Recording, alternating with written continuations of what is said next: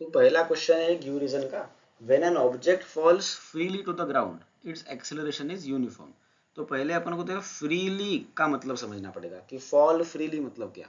मतलब ऊपर से अपन ने एक ऑब्जेक्ट को छोड़ दिया, ये यहाँ से अपन ने एक बॉल को इस हाइट से छोड़ दिया, फेंका नहीं है, छोड़ दिया, तो फिर भी ये नीचे तो आने ही वाला, एक्सेलरेशन ड्यू टू ग्रेविटी की वजह से। तो वो उसका जो एक्सेलरेशन है वो अपन को साबित करना है कि वो यूनिफॉर्म है। तो उसके लिए पहले तो अपन को यूनिफॉर्म एक्सेलरेशन मतलब क्या होता है ये देखना पड़ेगा। तो यूनिफॉर्म एक्सेलरेशन मतलब क्या, acceleration of an object is said to be uniform.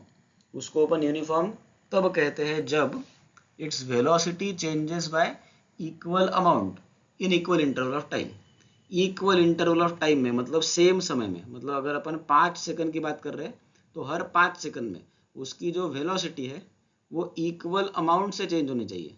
तो मान लो हर 5 सेकंड में उसकी वेलोसिटी 2 किलोमीटर पर आवर से चेंज हो रही है या कुछ मीटर पर सेकंड से, जो भी है, इक्वल अमाउंट में हर 5-5 सेकंड में अगर उसकी स्पीड हर 2-2 के साथ बढ़ रही है या घट रही है, चेंज हो रही है, तो अपन बोल सकते हैं कि वो यूनिफॉर्म एक्सेलरेशन में है। तो ये तो पहले तो उसकी डेफिनेशन होगी कि यूनिफॉर्म एक्सेलरेशन में कोई ऑब्जेक्ट कब है, ये डेफिनेशन लिखना। फिर बोलना कि जब कोई ऑब्जेक्ट फ्रीली फॉल हो रहा है, मतलब ऐसे छोड़ दिया अपन ने उस ऑब्जेक्ट को, अपन ने उसको फेंका नहीं है, थ्रो नहीं किया है, अपन ने उसको छोड़ दिया है, तो वो नीचे क्यों आ रहा, क्योंकि ग्रेविटेशनल फोर्स उसके ऊपर एक्ट हो रहा है।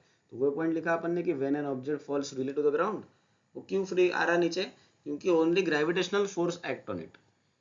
और इसकी वजह से जो एक्सेलरेशन उसको मिल रहा है वो कौन सा है, एक्सेलरेशन ड्यू टू ग्रेविटी है। तो because of acceleration due to gravity its velocity changes in equal amount in equal interval of time.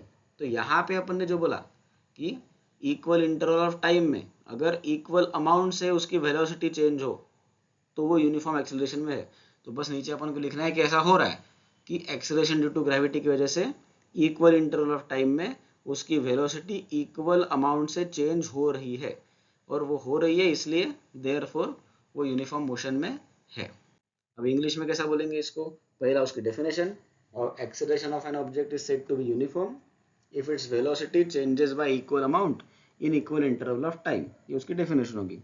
उसके बाद जब वो नीचे आ रहा है तब when an object falls freely to the ground only gravitational force acts on it, सिर्फ gravitational force act हो रहा है, because of this acceleration due to gravity उसकी वेलोसिटी चेंज हो रही है इक्वल अमाउंट से इक्वल इंटरवल ऑफ टाइम में। Its velocity changes in equal amount in equal interval of time. तो ये पहले पॉइंट का डेफिनेशन को अपन ने तीसरे पॉइंट में यहाँ ऐसा होता है ऐसा लिखा, इसलिए इसी को अपन यूनिफॉर्म एक्सेलरेशन बोलेंगे। Therefore when an object falls freely to the ground उसका एक्सेलरेशन को अपन यूनिफॉर्म बोलेंगे।